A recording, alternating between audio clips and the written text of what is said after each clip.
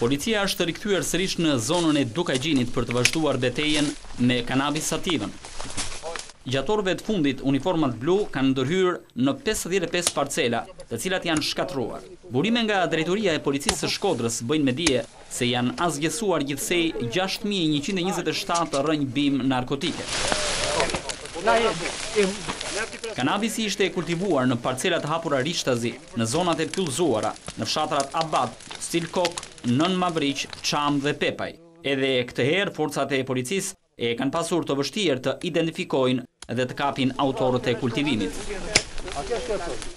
Pak ditë më parë, policia zbarkoi në malsinë e Dukajgjinit dhe gjatë 3 ditëve të operacionit që u mbështet nga helikopter, zbuloi mbi 33.000 rrënjë kanabis sativa. Ndërkohë, lufta me bimën narkotike është shtrirë edhe në zonat e tjera të vendit, të cilat janë klasifikuar si problematike.